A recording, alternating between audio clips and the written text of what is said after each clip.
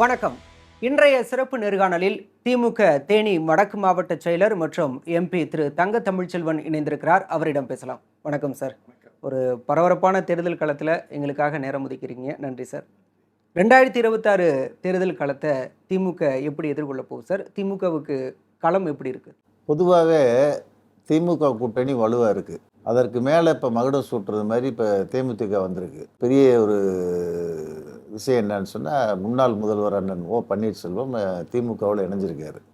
So இருக்கிற கூட்டணி வலுவாக இருக்குது. இதுக்கு மேலே பல கட்சிகள் திமுகவில் இணையுன்னு சொன்னால் திமுக கூட்டணி தான் வெற்றி பெறப்போகுதுன்ற எண்ணம் எல்லா கட்சிகள்கிட்டையும் வந்துருச்சு. விஜய் கட்சி ஆரம்பித்து 3 வருஷம் ஆச்சு. நான் ஆட்சியில் அதிகாரத்தில் பங்கு தருவேன்னு சொன்னார். இது வரைக்கும் யாரும் போகலை. ரைட்டா? இவர் மெகா கூட்டணி அமைப்பேன்றார். அதிமுக அண்ணன் பழனிசாமி யாருமே போகல. தினகரன் போயிருக்காரு, எங்கிட்ட பாதி பிஎம்கே போயிருக்கு. ஸோ இப்போ இருக்கிற நிலைமையில் 5 ஆண்டு காலம் மக்களுக்கு நல்ல திட்டங்களை கொடுத்து கூட்டணியை நல்லா பக்கவளமாக வச்சு கூட்டணி தலைவர்களை மதித்து மக்களுக்கு நன்மை செய்யக்கூடிய நல்ல முதலமைச்சர் யாருன்னு பார்த்தா தமிழ்நாடு முதல்வர் தளபதி ஸ்டாலின்றது எல்லாரும் சொல்லக்கூடிய சொல். அதை இன்றைக்கி முன்னாள் முதல்வர் அண்ணன் ஓபிஎஸ் அதை ஏற்றுக்கிட்டு திமுகவில் இணைஞ்சிருக்காரு. வலுவான கூட்டணி இந்த கூட்டணி தான் வெல்லும். இல்லை, திமுக கூட்டணி ஏற்கனவே வலுவாக இருக்கிறப்ப தேமுதிகவை உள்ளிட்ட புதிய கட்சிகளை சேர்க்கக்கூடிய தேவை என்ன இருக்குது திமுக? எங்களுக்கு இன்றைக்கி சார் தேர்தல் அதிகாரம் ஆட்சி பங்கு வேணுன்ற நோக்கத்தில் நாங்கள் திமுக போகல. இன்றைக்கி எங்களுடைய ஒரே குறிக்கோள், மத்தியில் ஆண்டு கொண்டு இருக்கிற பிஜேபி அரசு தமிழ்நாட்டில் மதவாத சக்தி வந்துடக்கூடாதுன்ற ஒரு ஒற்றை புள்ளியில் எல்லா கட்சிகளும் இருக்கும். ஸோ ஒரு சின்ன சர்க்கிள் கூட இல்லாமல் அவங்கள பின்னுக்கு தள்ளணும். இல்லை, கடந்த முறையே திமுக கூட்டணியில் தொகுதி ஒதுக்கீட்டில் ஒரு குழப்பம் இருந்துச்சு. எங்களுக்கு அதிக தொகுதி ஒதுக்கணும் அப்படின்னு. இப்போ புதிய கட்சிலாம் சேர்றப்ப இன்னும் அது ஒரு சிக்கலை ஏற்படுத்தாதா திமுக தலைமைக்கு? கடந்த 2021 தேர்தலில் இப்படி தான் சிக்கல் சொன்னீங்க மீடியாக்கள். ஆனால் சக்ஸஸ் பண்ணோம்ல. மீடியா சொன்னிச்சா இல்லை கள நிலவரத்தை சொன்ன? மீடியா தான் சொல்லிச்சு, பெருசு பண்ணுச்சு. அவங்க அதை கேட்குறாங்க, இவங்க இதை கேட்குறாங்க, அப்படி இப்படின்ட்டு ஓட்டி பார்த்தீங்க. ஆனால் சீட்டுகளை கொடுத்து ஜெயிச்சு ஆட்சிக்கு வந்தார்ல. இல்லை, இன்றைக்குமே காங்கிரஸ் கூடுதல் தொகுதி கேட்டு இப்போ வரையுமே ஒரு இழுபறியில் இருக்கு. இல்லை, இழுபறியில் இருக்கோ அந்த இதில் நான் போக விரும்பலை. எங்கள் கூட்டணி வலுவாக இருக்குது. எந்த கட்சியும் பிரிஞ்சு போகிறதுக்கு வாய்ப்பு இல்லை. காங்கிரஸுமே பிரிஞ்சு போகிறதுக்கு வாய்ப்பு இல்லை. அதே எண்ணிக்கையில் கொடுக்கறதுக்கு வாய்ப்பும் இல்லை. எங்ககிட்ட இருக்கிறத நிறந்து கொடுத்து கௌரவமான ஒரு இடத்த எதிர்கட்சிகளுக்கு தமிழ்நாடு முதல்வர் திமுகவுடைய தலைவர் தளபதி கொடுப்பான்ற நம்பிக்கை கூட்டணி கட்சி தலைவருக்கு இருக்குது. அதை மதித்து இந்த கூட்டணியை தொடருவாங்க. காங்கிரஸ் மாநில தலைவர் செல்வ பெருந்தகை கூட நாங்கள் திமுக கூட்டணியில் தான் தொடருவோன்னு சொல்கிறாங்க. ஆனால் திமுகவில் இருக்கக்கூடிய ராஜகண்ணப்பன், அமைச்சர் ராஜகண்ணப்பன் 1-2 கட்சி நிர்வாகிகளை வச்சுட்டு இன்னைக்கு அவங்க அதிக இடம் கேட்குறாங்க, எங்களுக்கு அழுத்தம் கொடுக்குறாங்க அப்படின்னு சொல்லியிருக்காரு. சார், எல்லா கட்சிக்கும் ஒரு மதிப்பு கொடுக்குற தலைவர் அண்ணன் தளபதி. அவர் என்றைக்குமே யாரையுமே விட்டு கொடுத்து பேச மாட்டார். காங்கிரஸ் தேசிய கட்சிகளில் ஒன்று. அந்த கட்சிக்கு உண்டான மரியாதையை எங்கள் திமுக தலைவர் கொடுப்பாரு. இல்லை, மரியாதையை நடத்தலைங்கிறாரு விருதுநகர் எம்பி. அவர் சார், விருதுநகர் எம்பிக்கெல்லாம் நாங்கள் பதில் சொல்ல முடியாது சார். திமுக காங்கிரஸ் கட்சியினுடைய தலைவர் யார்? இப்போ செல்வ பெருந்தகை. அவர் சொன்னாரா? எது இல்லை, அவர் தான் சொல்லணும். சொல்லலை.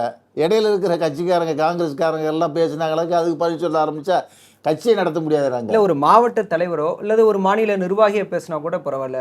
ராகுல் காந்திக்கு மிக நெருக்கமானவர், அணுக்கமானவர். ராகுல் காந்திக்கு நெருக்கமானவர் இதெல்லாம் எங்களுக்கு தேவையில்லை சார். காங்கிரஸ் கட்சியுடைய தலைவர் பேசினாரா? முரண்பாடு இருக்கா? இல்லை, அவர் முரண்பாடு இல்லை. எங்களுக்கு முரண்பாடு இருக்கா? இல்லை. அப்புறம் ஏன் தொகுதியே? அது எங்களுக்கு தெரியாது. எங்கள் 2 பேருக்குள்ள முரண்பாடு இல்லை. எங்கள் கூட்டணி தொடருது. நிச்சயமாக காங்கிரஸ் எங்களை விட்டு பிரியாது. இல்லை, முதலாக கூட்டணி பேச்சு நடத்தணும்னு ஒரு குழுவை அமைக்குது காங்கிரஸ். ஆனால் காங்கிரஸை முதலாவது அழைக்கலையே. நாங்கள் கூட்டணி குழு அமைச்சா தானே அழைக்க முடியும். நாங்கள் தான் சொன்னால் 22ஆம் தேதி அமைக்கிறோம், பேசுங்கண்டா. நீ பேசுவாங்க. இல்லை, முதல் கட்சியாக இந்திய யூனியன் முஸ்லீம் லீக் தானே அழைச்சிருந்தீங்க. இல்லை, நாங்கள் அமைச்சிட்டோம், தகவல் கொடுத்துட்டோம், பேச்சுவார்த்தை நடத்திட்டோம். இல்லை, இப்போ காங்கிரஸ் கிட்டத்தட்ட 40 தொகுதிகள் கேட்பதாக சொல்லப்படுது. எங்களுக்கும் 12 முதல் 20% ஓட்டு வங்கி இருக்கு அப்படின்னு சொல்கிறாங்க. எல்லா கட்சிகளுக்குமே ஒரு ஆசை இருக்குங்க சார். 50 இடத்துல நிற்கணும், 100 இடத்துல நிற்கணும். மொத்தமே 234 தானே இருக்குது. எப்படி 100 இடத்துல நிற்க முடியும்? எங்கள் கட்சியில் 14 கட்சி 15 கட்சி கூட்டணி இருக்கு. நாங்களும் ஒரு 170 இடத்துல நிற்க வேணாம்பா திமுகவும். மிச்சம் 70 இடத்துல தான் நாங்கள் பிரித்து கொடுக்க முடியும். அதுக்குள்ளே தானே சார் இப்போ ஒரு பரஸ்பரமான ஒரு முடிவு வந்து நீங்கள் கூட்டணி பேச்சுவார்த்தைக்கு வர முடியும். அதுக்கு அந்த லைனை விட்டுட்டு நீ எக்ஸ்ட்ரா போய் நான் 100 சீட்டு வேணும் 150 சீட்டு வேணும்னு சொன்னால் நீ கூட்டணி பேச்சுவார்த்தையை பேச முடியாது. நம்ம இல்லை, தாவேக்கங்கிற வருகைக்கு பிறகு தாவேக்கவை காமிச்சு காங்கிரஸ் தன்னுடைய பேர வலிமையை கூட்டுதா திமுக கிட்ட? நீ அவங்ககிட்ட தான் சார் இதை கேட்கணும். காங்கிரஸ் கிட்ட தான் கேட்கணும். அப்போ கூட்டணி ஓரிரு நாளில் முடிஞ்சிடும் அப்படின்னு சொல்றீங்க சுமூகமா? வாய்ப்பு இருக்குது, முடிச்சு ஆகணும்ல. இப்போது ஓபிஎஸ் வருகையை பற்றி சொன்னீங்க. ஓபிஎஸ் வருகை திமுகவுக்கு எந்த அளவுக்கு பலமாக இருக்க போகுது? மரியாதைக்குரிய அண்ணன் ஓ பன்னீர்செல்வம் வந்து முன்னாள் முதலமைச்சர், அமைச்சராக இருந்தவர், எங்கள் மாவட்டத்துக்காரர், எங்கள் ஊருக்காரர். அவரும் பொறுமையாக இருந்தார். அண்ணன் என்ன எடப்பாடி பழனிசாமிகிட்ட அதிமுக ஒன்று என்ன சேருங்கப்பான்னு சொல்லி பார்த்தாரு. என்டிஏடின்னு சொல்லி பார்த்தாரு. இது எல்லாம் பேசி பார்த்தாரு. இதில் விவரமாக ப்ளே பண்ணது தினகரன் தான். பாவம் செங்கோட்டையனை ஒரு பக்கம் பிச்சு விட்டு, அண்ணன் ஓ பன்னீர்செல்வத்தை ஒரு பக்கம் பிச்சு விட்டு, அவர் ஒரு தனி கட்சி தொடங்கி போய் என்டிஏவில் கூட்டணி வச்சுக்கிட்டார். பார்த்தியா, ராஜதந்திரம்ன்றது தினகரனுடைய மூமெண்ட்டு தான். நீங்கள் அவர் கூட பயணிச்சிருக்கீங்க. பயணிச்சு தான் நீ ஒன்றும் இல்லைன்ற நிலைமைக்கு வந்த பிறகு தானே நான் திமுகவுக்கு வந்தேன். உங்களால் பயன் இல்லைன்ட்டு தானே திமுக வந்தேன். இன்றைக்கே கூட்டணி குழப்பத்தை ஏற்படுத்துகிறாரு. தினகரன் குழப்பத்தை ஏற்படுத்துறாரு. என்ன அதிமுகவோட நான் பேச மாட்டேன், என்டிஏல தான் பேசுவேன்னு சொன்னால் குழப்பம் தானே அது. நான் பாஜக கூட தான் கூட்டணி பேச்சுவார்த்தை நடத்தி உள்ள தலைவர் வந்தேன்னு யாரு? பழனிசாமி தானே தலைவர், அவர் தானே சீட்டு கொடுக்கணும். இப்போ என்டிஏவோட பேசுவோம்னு சொன்னால் என்ன அர்த்தம் அது? இப்போ எடப்பாடி பழனிசாமி தலைமை ஏற்கலன்னு சொல்லி ஏற்றுக்கிற மாட்டாரு, அந்த கூட்டணி தொடராது.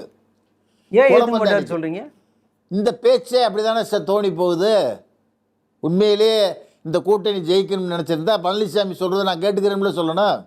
ஆனால் பாஜகவே பழனிசாமி தான் சொல்லி தானே ஒரு முடிவுக்கு வராங்க தொகுதி பங்கீடு பேச்சுவார்த்தையில். வரட்டும் சார், பழனிசாமி கொடுத்தா தானங்க தேமுதிகவுக்கு சீட்டு, இது அமமுக சீட்டு.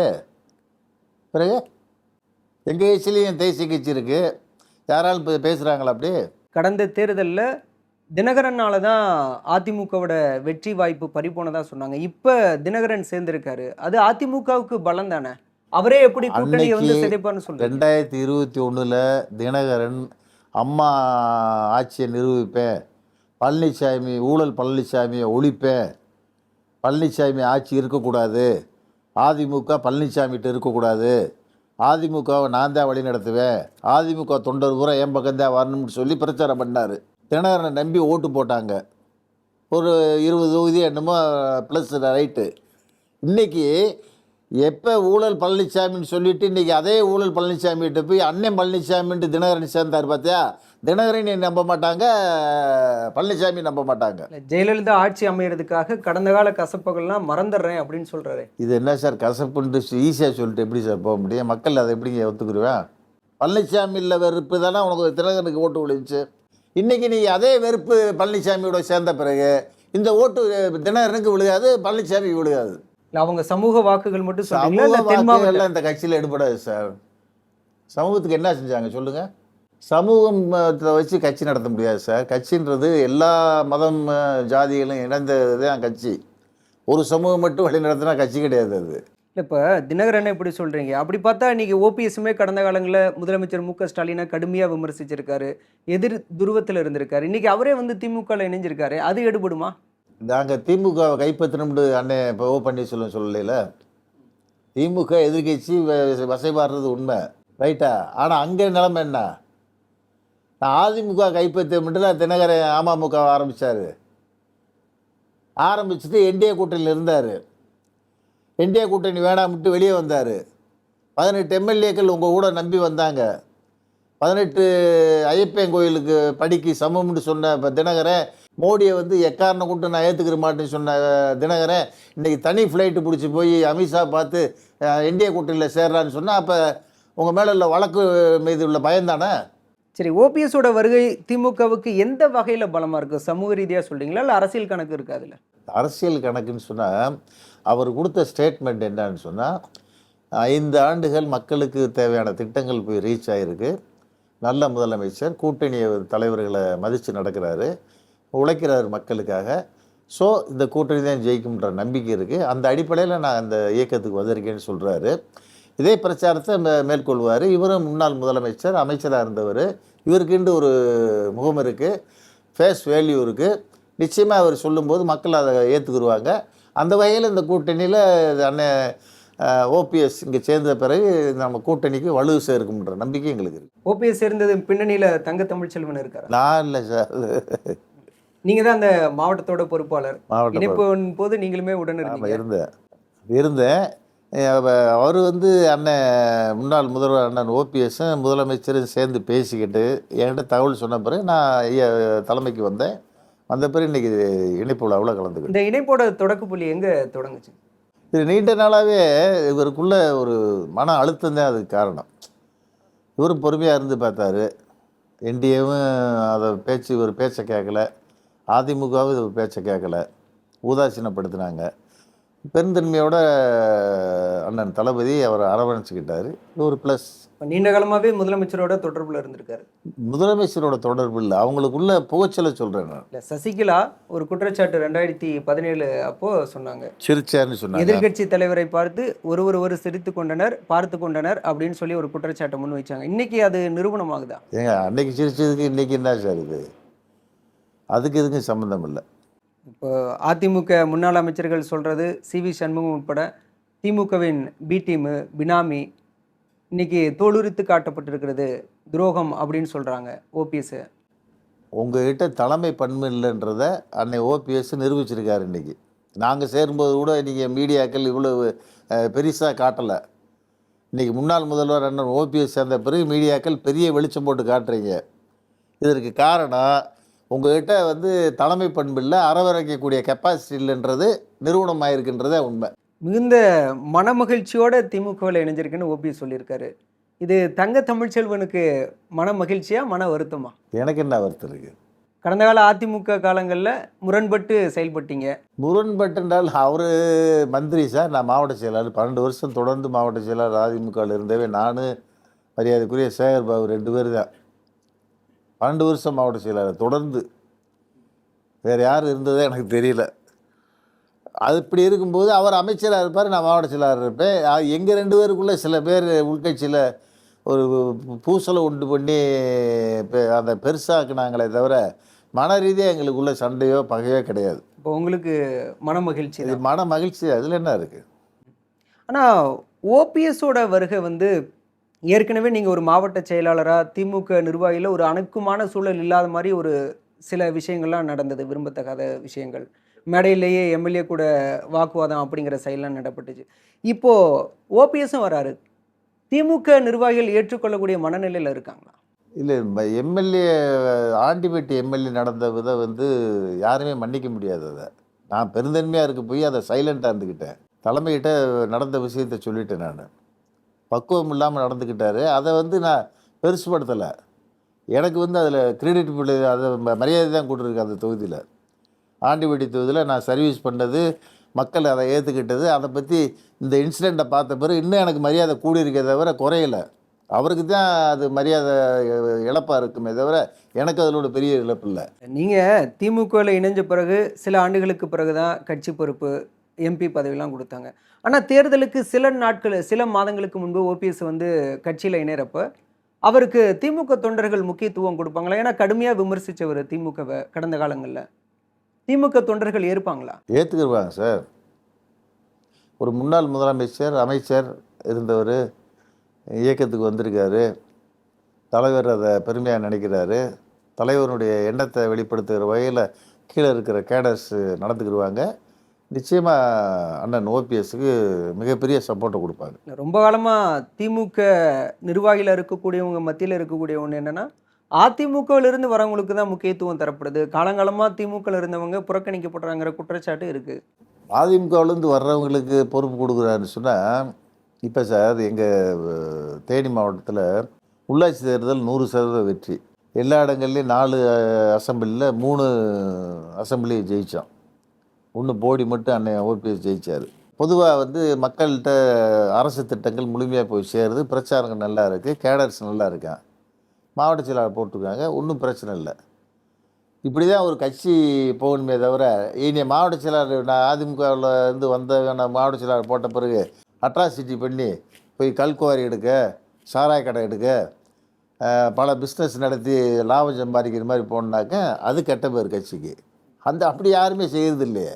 கட்சியாக உழைக்கிறாங்க, கட்சியை மேம்படுத்துகிறாங்க, எல்லா வகையிலும் இப்போ நல்லா செயல்படுறாங்க, வாய்ப்பு கொடுக்குறாரு, கேடர்ஸ் அதை ஏற்றுக்கிறாங்களே. ஓபிஎஸோட வருகை தேனி மட்டும் இல்லாமல் தமிழகத்திலையும் குறிப்பாக தென் மாவட்டத்திலையும் ஒரு பலத்தை கொடுக்குன்னு சொல்கிறீங்க. நிச்சயமாக அவருக்குன்ட்டு ஒரு இமேஜ் இருக்குது. அந்த இமேஜ் மூலிமா திமுகவுக்கு ஒரு ப்ளஸ்ஸாக தான் அது அமையும். இது அதிமுகவுக்கு பின்னடைவுங்கிறீங்களா? தினகரனுடைய குழப்பம், சசிகலாவுடைய புதிய கட்சி, அண்ணன் ஓபிஎஸ்னுடைய திமுக இணைப்பு, இந்த மூணுமே அதிமுகவுக்கு மிகப்பெரிய பின்னடைவு தரும். பசும்பொன் முத்துராமலிங்க தேவர் நினைவிடத்தில் அதிமுகவை ஒன்றிணைக்கணும்னு இந்த நால்வருமே ஒரு சந்திப்பை நிகழ்த்தினாங்க. ஆனால் இப்போ இந்த நால்வருமே 4 திசையில் பயணிக்கக்கூடிய சூழல் இருக்குது. அப்போ பார்த்துக்குங்க, செங்கோட்டையன் உட்பட. ஆமாம் பார்த்துக்குங்க. அப்போ இபிஎஸ் கை ஓங்கியிருக்குன்னு தானே அர்த்தம். கட்சியில் தன்னுடைய பலத்தை நிரூபிச்சிட்டாரு அப்படிங்கிறதானே அர்த்தம். செங்கோட்டையனை விட்டுட்டாரு, அன்னை ஓபிஎஸ்ஸை விட்டார், சசிகலாவை விட்டார், தினகரனுமே தன் கண்ட்ரோலில் இல்லாமல் என்டிஏ கண்ட்ரோலுக்கு போயிடுச்சு. ரைட்டா? இதில் நீங்கள் எப்படி சக்ஸஸ்ன்னு சொல்கிறீங்க? இதில் எப்படி சக்ஸஸ் ஆகுது? தோல்வி தானே எல்லாமே. பாஜக தான் முழுக்க முழுக்க ஆதிக்கம் செலுத்துதான். பாஜக தானே சார் இந்த அதிமுக ஆட்சியே கூடாதுன்னு சொல்லி சசிகலாவை சிறைக்கு அனுப்புனதே பிஜேபி தானே சார். தெரியாதா பழனிசாமிக்கு? சரி, இதே ஓபிஎஸ் தான் நான் பிரதமர் மோடியோட தீவிர பக்தன், பிரதமரை சந்திச்சா எனக்கு ஒரு பாக்கியம் அப்படின்லாம் சொன்னவர். இன்னைக்கு திமுக ஏற்றுக்குச்சே. சொன்ன ஒரு கொள்கை முரண்பாடு இல்லையா? இல்லை, அவர் அன்னைக்கு சொன்ன நிலைமை வேற. இன்னைக்கு அதெல்லாம் வேண்டாம், பிஜேபி வேணாம், அதிமுக வேணாம், நல்ல ஒரு தலைவர்கிட்ட போய் சேர்ந்த மனமகிழ்ச்சி இன்றைக்கி இருக்கின்ற எண்ணத்தோட முழு மனதோடு தானே இன்றைக்கி திமுகவில் இணைகிறாரு. பழசெல்லாம் மறந்துட்டு தானே வர்றாரு. பழசெல்லாம் மறந்துட்டு தான் வர்றாரு. இப்போது தமிழக அரசியல் களம் தாவேக்க விஜயோட வருகைக்கு பிறகு வேறு மாதிரியான சூழல் இருக்குது. ஆட்சி அதிகாரம் அப்படிங்கிற ஒரு நிலைப்பாட்டை நோக்கி போகுது. ஆட்சி அதிகாரத்தில் பங்கு தரதில் திமுகவுக்கு என்ன சிக்கல், என்ன தயக்கம்? மத்தியில் கூட்டாட்சி, மாநிலத்தில் சுயாட்சி. நாங்கள் சொல்ல பேரறிஞர் அண்ணா, முத்தமிழறிஞர் கலைஞர் சொல்லிட்டு போனது. அந்த வழிபாட்டில் தான் இன்றைக்கி தளபதி ஸ்டாலின் வழி நடத்துகிறாரு.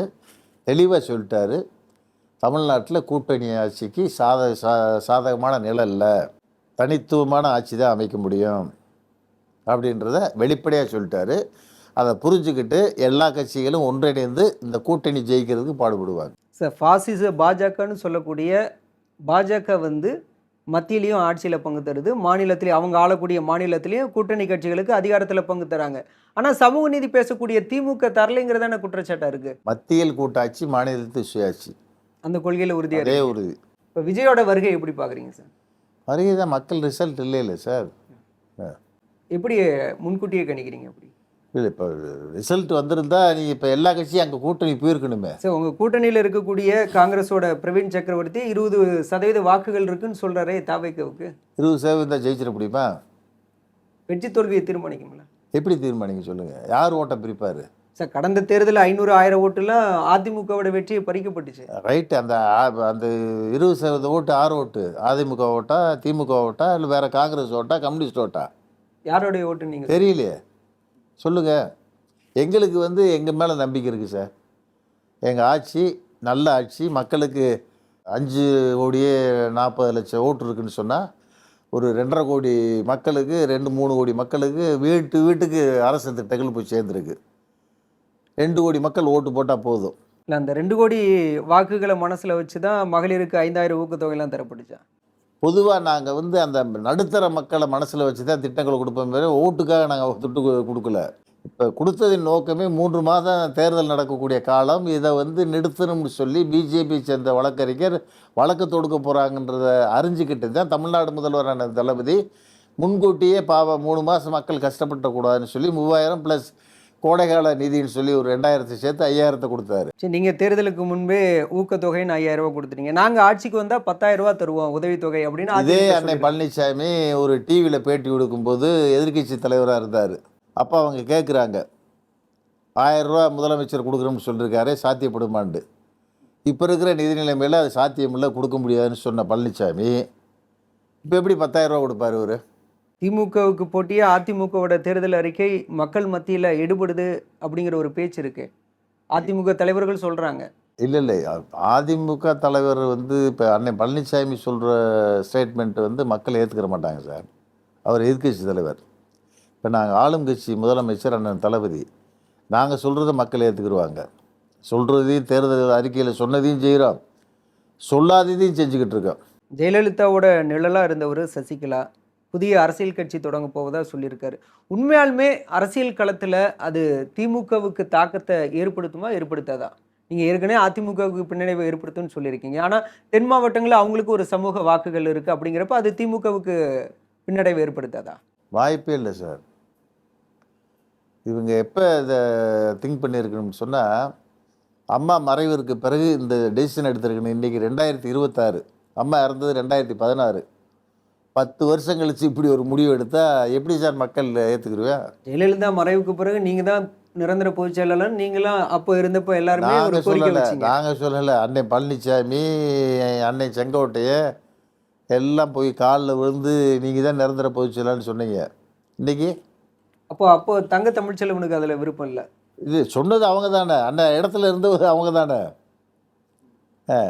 அப்போ நீங்கள் சொல்லலைன்னா உங்களுக்கு விருப்பம் இல்லைன்னு அர்த்தமா? இல்லைங்க, சொல்லக்கூடிய இடத்துல இருந்தவங்க அன்னை பழனிசாமி, செங்கோட்டையன் தானே. நாங்கள் என்ன சொல்ல போகிறோம்? அப்போ நாங்கள் சட்டமன்ற உறுப்பினர்கள் மட்டும்தானே. விஜயோட வருகை அப்படிங்கிறது திமுகவில் இருக்கக்கூடிய இளைஞர் மகளிர் வாக்குகளை பிரிக்கும் அப்படின்னு சொல்கிறாங்க. ஏன்னா தாவேக்கு பக்கம் பெரும்பாலானவங்க இருக்கிறவங்க எல்லாருமே இளைஞர் மகளிர் அப்படின்னு சொல்கிறாங்க. சார், அவங்களுக்கு விஜய் ஒரு தேர்தல் இயக்கத்தை தொடங்கி இன்றைக்கி தமிழ்நாட்டில் பவனி வர்றாருன்னு சொன்னால் இளைஞர்கள் மத்தியில் அவருக்கு ஒரு சப்போர்ட் இருக்குது. அதை நான் ஒத்துக்கிறேன். நான் ஒட்டுமொத்த இளைஞர்னு நான் சொல்ல வரல. அந்த ரசிகர்கள் மன்றத்தில் அவருக்கு ஒரு செல்வாக்கு இருக்குது. அதே இது 30 to 60 வயசுக்குள்ளே இருக்கிறவங்க ரிசல்ட்டை பார்த்தீங்களாக்க திமுகவுக்கு 52% இருக்குது. 60 to 80 பார்த்தீங்களாக்க திமுகவுக்கு 48% இருக்குது. ஸோ இந்த இளைஞர்கள் மட்டும் நம்பி விஜய் கட்சி நடத்தினா எப்படி ஜெயிக்க முடியும்? இந்த கேட்டகரி 2 கேட்டகரி பார்க்கணும்ல. இந்த 2 கேட்டகரிலையும் நாங்கள் இருக்கோம், இளைஞர்கள்லையும் நாங்கள் இருக்கோம். கூட்டணி பலமாக இருக்குது, திட்டங்கள் முழுசாக போய் மக்களுக்கு சேர்ந்துருக்கு. ஸோ நாங்கள் ஈஸியாக ஜெயிப்போம். அதே மாதிரி தமிழகத்தில் தமிழ் தேசியத்தை முன்னெடுக்கக்கூடிய சீமானி நாம் தமிழர் கட்சி இப்போ சமீபத்தில் திருச்சி மாநாட்டை பிரம்மாண்டமாக நடத்தி காமிச்சிருக்காங்க. அவங்களுமே தேர்தலில் ஒரு குறிப்பிட்ட அளவு தாக்கத்தை ஏற்படுத்துவாங்க. அவங்களுமே தேர்தல் அடிப்படையில் ஒரு வளர்ச்சியை சந்திச்சுட்டே வராங்க. தனிச்சு நிற்கிறாரு, தேர்தல் இடத்தை தாக்கு 8% வாங்கியிருக்காரு. 8% பெரிய அளவு இல்லை, பெரிய அளவு தான். வாங்கி என்ன பிரயோஜனம் இல்லை. ஆனால் நாம் தமிழர் நாங்கள் திராவிட கட்சிகளுக்கு மாற்றாக ஒரு முன்னெடுப்பை வைக்கிறோம் அப்படின்னு சொல்கிறாங்க. சார், நாம் தமிழர் கட்சி ஒரு பாதையை நோக்கி போய்கிட்டு இருக்கு சார். அதில் தமிழன் தான் ஆளணும், மற்றவங்கெல்லாம் ஆளக்கூடாதுன்ற போர்வையில் போனால் எப்படி சார் இது மக்கள் அக்செப்ட் பண்ணுவாங்க? எல்லாரும், எல்லா மதமும் எல்லா ஜாதியும் இணைந்தது தானே ஒரு சமுதாயம். அதில் பிரிவினையை கொண்டு போனீங்களாக்க தமிழ், கன்னடம், தெலுங்கு, மலையாளம் கொண்டு போனீங்களாக்க. ஆனால் அப்படி இனவாதம் பேசக்கூடிய நாம் தமிழர் சமூக நீதியை பின்பற்ற மாதிரி வேட்பாளர்களை நிறுத்துறாங்க. 117 பெண்கள், 117 ஆண்கள், சமூக வாரியா வேட்பாளர்களை நிறுத்துறாங்க. திமுக அந்த மாதிரியான ஒரு நிலைப்பாடு. ரிசல்ட் என்ன சார்? இப்போ ரிசல்ட்டை பார்த்து தான் வேட்பாளர் தேர்வு இருக்கா? ரிசல்ட் என்னாச்சுன்ற இல்லை, சமூக நீதி பேசக்கூடிய திமுகவில் இது இல்லையே. நாங்கள் அப்படியெல்லாம் பேசி இது பண்ணணும்னு நினைக்கல. இன்னைக்கு அனைவருக்கும் அனைத்தும் கிடைக்கக்கூடிய நிலையில் இன்றைக்கி அரசாங்கம் போய்கிட்டு இருக்கு. எந்த கோயிலில் சார் அனைத்து ஜாதிகள் அர்ச்சராகலாம் எந்த மாநிலத்தில் சொன்னான்னு சொல்லுங்கள்? தமிழ்நாட்டில் நடக்குது. இன்றைக்கி பெண்களினுடைய படிப்பு சதவீதம் 33 இருந்தால் போதும். இன்றைக்கி 53% இருக்குது. மத்திய அரசு நிர்ணயம் 33 தான். 53% பெண்கள் படிக்கிறாங்க. தொழிலில் வேலைவாய்ப்பில் பெண்களினுடைய பங்கு 43% இருக்குது. சமூக நீதி எங்கே சார் கெட்டுப்போச்சு சொல்லுங்கள்? இப்படி 234 234 ஜாதிக்கு கேண்டிடேட் கொடுத்தா தான் சமூக நீதி வருமா? இப்போ எல்லோருக்குமான ஆட்சியாக இருக்குது. ஆமாம், அதனால தான் மக்கள் விரும்புகிறாங்க. அதனால தான் சீமானை ஏற்றுக்கலையா? இல்லை, மக்கள் எங்களை விரும்புறது காரணம் அது. அவர் பாவம் தமிழ் தேசியம் பேசிக்கிட்டு பேசுகிறாரு, அது மக்கள் விரும்பலை. இல்லை, தமிழ் தேசியமா திராவிடமா அப்படிங்கிற நிலைப்பாட்டில் அவர் தமிழ் தேசியத்தை தூக்கி பிடிக்கிறாரு. திராவிடம் தான் சார் நிற்கும். 100 வருஷமாக திராவிடம். அதான் ஒரு இது கேள்விப்பட்டேன். 1920க்கு முன்னாடி எம்பிபிஎஸ் தேர்வு எழுதுறவங்களுக்கு சமஸ்கிருதம் தெரிஞ்சால் தான் தேர்வு எழுத முடியுமா? நீதி கட்சி ஆட்சிக்கு வந்த பிறகு 20க்கு பிறகு இதனடா நீ சமஸ்கிருதத்துக்கு மருத்துவத்துக்கு என்ன சம்பந்தம்? இது பெரும்பான்மை மக்கள் அது பெரிய ஜாதி சமூகத்தை சேர்ந்தவர்கள் ஏற்படுத்திய ஒரு பின்னடைவுன்னு சொல்லி அந்த நிலைப்பாட்டை சமஸ்கிருதம் தேவையில்லை, நீங்கள் தாராளமாக வந்து தேர்வு எழுதலாம்னு சொல்லி சட்டத்தை கொண்டு வந்து நீதி கட்சி எப்போ 1920 இன்னைக்கு எவ்வளோ மக்கள் எம்பிபிஎஸ் படிக்கிறாங்க? சமஸ்கிருதம் தெரிஞ்சாதே ஏன் படிக்க முடியும்னா எத்தனை மக்கள் படிச்சிருப்பாங்க? கொடுமை இல்லையா அது? இதை நம்ம திருத்தினது திராவிடம் தானே, தமிழ் தேசியமாக வந்து திருச்சு. இப்போ இறுதியாக ஒரு கேள்வி சார், திமுக எத்தனை தொகுதியில் போட்டியிடும், எத்தனை தொகுதியில் ஜெயிக்குங்கிற நம்பிக்கை இருக்கு? பொதுவாக நான் வந்து தலைவர் வந்து 200 தொகுதிகளோட போட்டி போடலாம். எனக்கு தெரிஞ்சு ஒரு 170 இடங்கள்னாலும் கம்பல்சரியாக போட்டி விடுவாங்க சார். மிச்சம் இருக்கிறது 70 73 இருக்குது. அதை கூட்டணி கட்சி கொடுப்பாங்க சார். இது யதார்த்தமான உண்மை. இதுதான் ஆணித்தரமை தங்கத்தமிழ் செல்வே இப்படித்தான் நிற்பான்றதெல்லாம் போட்டு விட்றாதீங்க, எது வேற இல்லைங்க. கடந்த முறை 188 தொகுதிகளில் உதயசூரியன் சின்னத்தில் எனக்கு தெரிஞ்சு ஒரு 170 175 இடங்கள்ல நிற்பாங்க, அவ்வளோதான். பல்வேறு கேள்விகளுக்கு உங்களுடைய கருத்துக்களை முன் வச்சிங்க. மிக்க நன்றி சார். நன்றி. மற்றொரு நேர்காணலில் சந்திப்போம். அதுவரை உங்களிடமிருந்து விடைபெறுவது நான் பாலா.